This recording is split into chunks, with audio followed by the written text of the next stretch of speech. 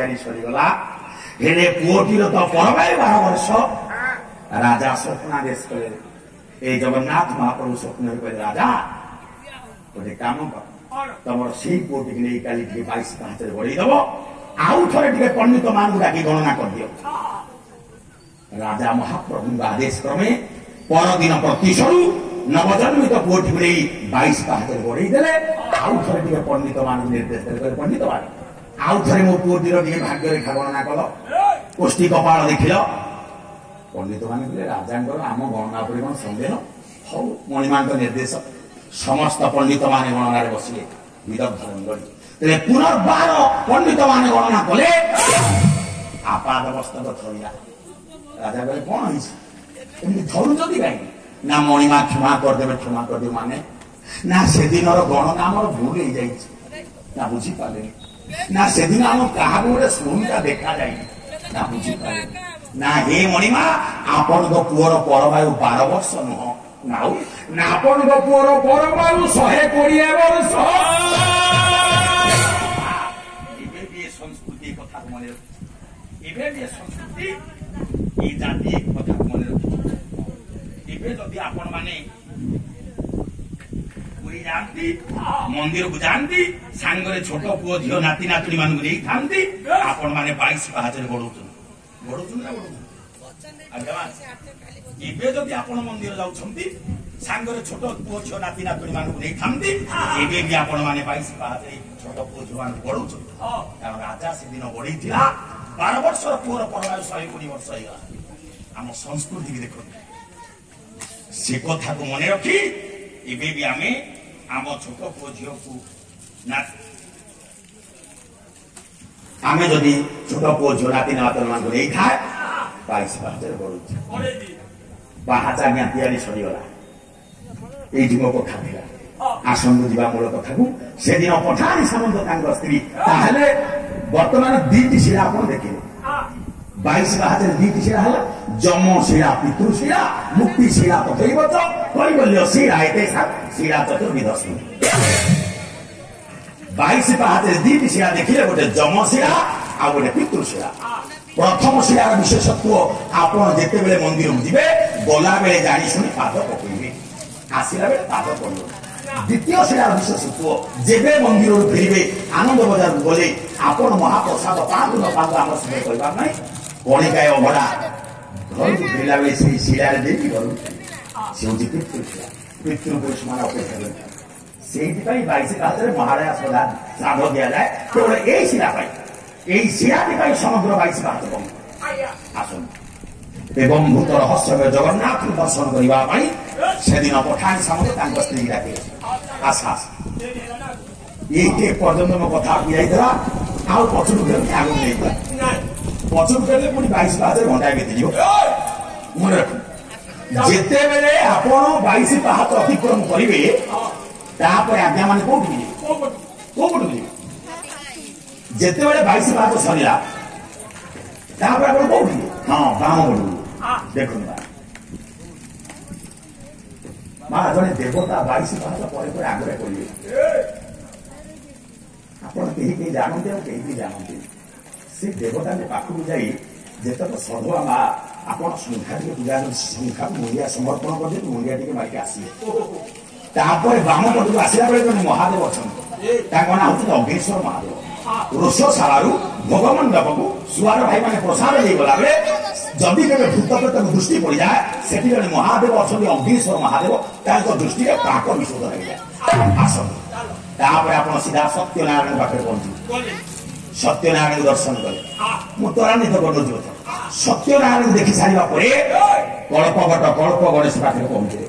ମାମର ରଥ ଯେତେବେଳେ କଳ୍ପବଟ ପାଖରେ ପହଞ୍ଚିବେ, ମହାରାଜ କଳ୍ପବଟକୁ ଟିକେ ଛୁଇଁବେ, ମୁଣ୍ଡରେ ଟିକେ ଲଗେଇବେ, ଟିକେ ସମୟ ନହେଲା କାହିଁକି ଠିଆ ହେବେ? କାହିଁକି ଠିଆ ହେବେ?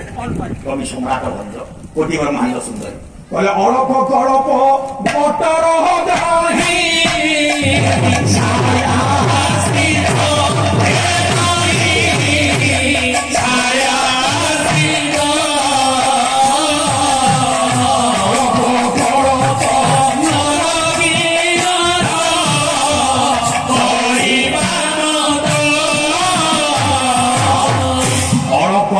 କଳ୍ପବତର ଜହିଁ ଛାୟା ଆଶ୍ରିତ ଟିକିଏ କଳ୍ପବତ ପାଖରେ ଛିଡା ହେବେ ମୁଣ୍ଡିଆଟିଏ ମାରିବେ ତାପରେ ସେଇପଟେ ଯିବେ ଡାହାଣ ପଟେ ମା ସର୍ବମଙ୍ଗଳା ଅଗ୍ନିଶ୍ୱର କପାଳବଚନ ଇତ୍ୟାଦି ସମସ୍ତ ଦେବାଦେବୀକି ଦେଖି ସାରିବା ପରେ ଇତ୍ୟାଦି ମନ୍ଦିର ଇତ୍ୟାଦି କହିବ ଇତ୍ୟାଦି ମନ୍ଦିର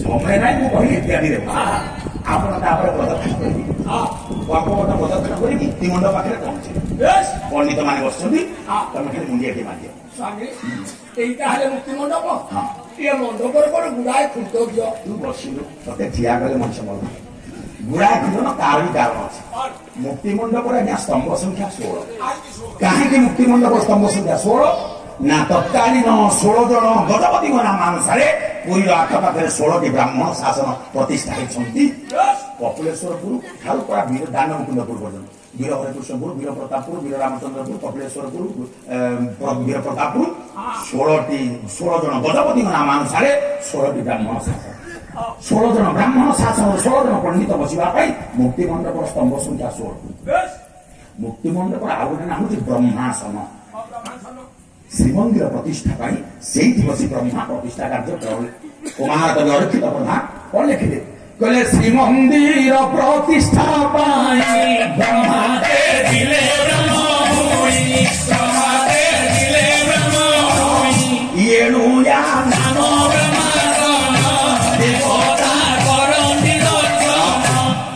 ଶ୍ରୀ ମୁକ୍ତିମଣ୍ଡପର ଆଉ ଗୋଟେ ନାଁ ହଉଛି ବ୍ରହ୍ମାସନ ମୁକ୍ତିମଣ୍ଡପ ମୁଣ୍ଡିଆ ମାରି ସାରିବା ପରେ ତାପରେ ଆପଣ କୋଉଠିକି ଯିବେ ମୁକ୍ତିମଣ୍ଡପ ନିକଟରେ ମହାବିଷ୍ଣୁ ଆଦି ନୃସିଂହ ମନ୍ଦିର ପ୍ରଣାମ କରିସାରି ପଛପଟକୁ ଗୋଟେ ପବିତ୍ର ତୀର୍ଥକୁଣ୍ଡ ଅଛି ଆଜ୍ଞା କିନ୍ତୁ ଆଜିକାଲି ଆପଣମାନେ 5 ଟଙ୍କା କି 10 ଟଙ୍କା ଦେବାକୁ ପଡିବ ବୋଲି ଜମା ସେ ତୀର୍ଥ ଜଳ ଦେହରେ ପଶିନ୍ତୁ ନାହାନ୍ତି କି ସେଆଡେ ଜମା ଯାଉନାହାନ୍ତି କିନ୍ତୁ ମା ଗୋଟିଏ କଥା ମନେ ରଖ ଯେତେ ଥର ଆପଣ ମନ୍ଦିର ଯିବେ କୋଉଠି ପଇସା ଦିଅନ୍ତୁ ନ ଦିଅନ୍ତୁ କୋଉଠି ଦୀପ ଜାଳନ୍ତୁ ନ ଜାଳନ୍ତୁ କିନ୍ତୁ 2ଟି ଜାଗାରେ ପକେଟରୁ ପଇସା ଦେଇ ସେ 2ଟା କାମ କରିବେ କୋଉ 2ଟା କାମ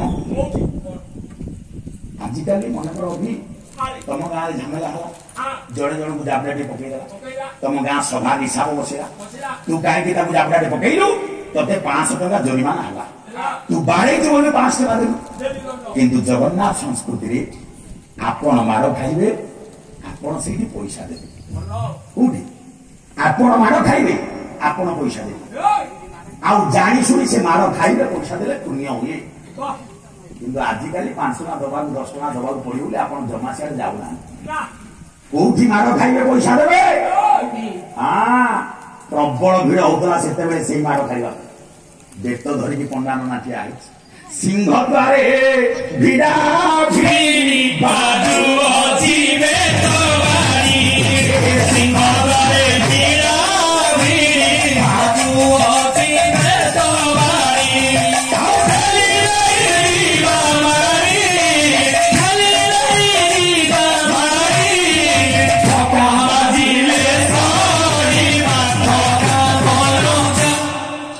ଯଦି ପଣ୍ଡା ନନାର ନଜର ନାହିଁ ଆପଣ ପକେଟରୁ 5 ଟଙ୍କା ଦେବେ ନନା ଟିକେ ବେତଟା ମତେ ଛୁଆଇଲ ବେତ ମାଡ଼ ପ୍ରତିଥର ଗଲେ ଦେହରେ ଟିକେ ବାଜୁ କାହିଁକି ଆଜ୍ଞା ନା ଦେବତା ମାନେ ଲୁଚିକି ଆସନ୍ତି ଟିକେ ବେତ ମାଡ଼ ଖାଇବା ପାଇଁ ପ୍ରମା କବି ସମ୍ରାଟ ରଞ୍ଜପୁତିଙ୍କର ନାଟ ସୁନ୍ଦର କଣ ଲେଖିଲେ କହିଲେ ସୁମନ ମନରେ ଇଚ୍ଛନ୍ତି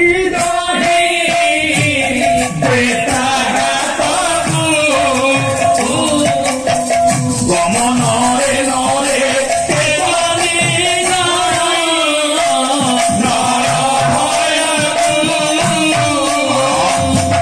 ସୁମନ ମନରେ ଇଚ୍ଛନ୍ତି ଜମି ବେତ୍ରାଘାତ ସୁମନ ଅର୍ଥାତ ଦେବତା ଦେବତା ମାନେ ଆସନ୍ତି ବେତ ମାଡ଼ କାହିଁକି ନା ଦେହରେ ବେତ ମାଡ଼ଟା ବାଜିଲେ ସିଏ ଚାହିଁଲେ ଆମେ ଆଉ ଥରେ ମଣିଷ ତେଣୁ ଆମ ଦେହରେ ଯଦି ବେତ ମାଡ଼ଟା ବାଜେ ଅନ୍ତିମ ସମୟରେ ଯମଦଣ୍ଡଟା ଆମକୁ ଜମା କଷ୍ଟ ଦିଏ ନା ଗମ ନରେ ନରେ ତେଜନ୍ତି ସମନ ଭୟ ସମନ ଯମ ଯେତେ ଥର ବେତ ମାଡ଼ ବାଜିବ ଯମଦଣ୍ଡଟା ଆମକୁ ସେତେ ବଢ଼େଇବ এইটি পয়সা দেবে দ্বিতীয় পয়সা কোটি না মুক্তি মণ্ডপ পছরে পবিত্র রোহিণী তীর্থ রোহিণী জল রোহিণী তীর্থ অଛନ୍ତି ଆପଣ ଆଜିକାଲି ସିଆଡେ ଯାଉନାହାନ୍ତି ଯଦି ପଣ୍ଡା ନନା ଟିକେ ପବିତ୍ର ଜଳକୁ ସିଞ୍ଚି ଦେବ ଆପଣଙ୍କୁ 5 ଟଙ୍କା 10 ଟଙ୍କା ଦେବାକୁ ପଡିବ ଯେତେ ଥର ପୁରୀ ଯିବେ ବେତମାଡ଼ ଖାଇବେ ଆଉ ରୋହିଣୀ ତୀର୍ଥ ଜଳ ଟିକେ ସିଞ୍ଚି ଦେବେ ସେ ତୀର୍ଥ ଜଳ କାହା ଉପରେ ପଡିଥିଲା କଣ ହେଇଛି ଭଞ୍ଜ ବିନା ତୁ ସାଧୁରେ ଚତୁରେ କୁଣ୍ଡେ ପତନ ରହି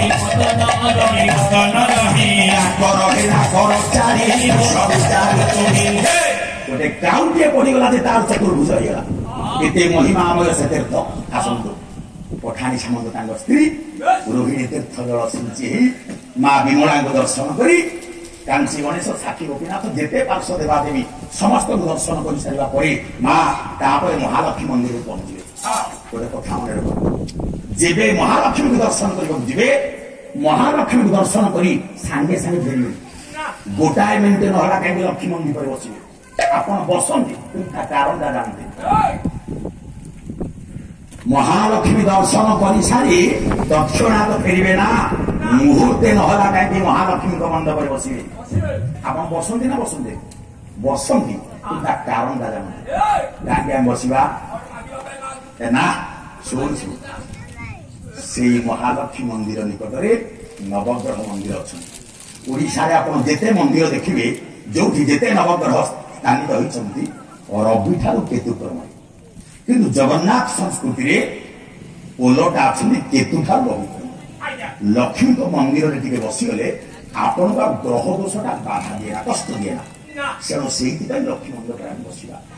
ତାପରେ ସୂର୍ଯ୍ୟନାରାୟଣ ନୀଳମାଧବ ସମସ୍ତଙ୍କୁ ଦେଖି ସାରିବା ପରେ ଦର୍ଶନର ଶେଷ ବିଧି କୋଉଠି? ଶେଷ ଦର୍ଶନ ସେଇ ଜାଗାରେ ଆପଣ କରିବେ। ଗୋଟେ ମନ୍ଦିର ଅଧା ପୋତି ହେଇଯାଇଥିବ, ସେ ମନ୍ଦିରକୁ ପିଠି ଭାଗଟା ଛୁଆଇବେ, ମହାଲକ୍ଷ୍ମୀକୁ ଅନେଇବେ, ନୀଳଚକ୍ରକୁ ଅନେଇବେ, ସେଇ ସିଧା 7 ପାହାଚ ବାଟ ଦେଇ ମନ୍ଦିର ଭିତରକୁ ଯିବେ। ଏଇ ଯୋଉ ପିଠି ପୃଷ୍ଠ ଭାଗଟା ଛୁଆଇବେ ସେ ମନ୍ଦିର କାହାର? ବଳିବାମନେଶ୍ୱର ମନ୍ଦିର। ଶେଷ ବେଢା ପରିକ୍ରମାର ଶେଷ ଦର୍ଶନ ହଉଛି ବଳିବାମନେଶ୍ୱର। ତାପରେ ଆପଣ 7 ପାହାଚ ଦେଇ ମନ୍ଦିର ଭିତରକୁ ଗଲେ। ବର୍ତ୍ତମାନ ଏପର୍ଯ୍ୟନ୍ତ ଅତି ତ୍ୱରାନ୍ୱିତ ଗତିରେ ଆପଣଙ୍କୁ ମନ୍ଦିର ଭିତରକୁ ନେଇ ଆସିବେ। ଯେତେବେଳେ ମନ୍ଦିର ଭିତରକୁ ଯିବେ ଆଗ କୋଉଠିକି ଯିବେ? ମନ୍ଦିର ଭିତରକୁ ଯିବେ, ଜଗନ୍ନାଥଙ୍କୁ ଦର୍ଶନ କରିବାକୁ ଯିବେ, ଆଗ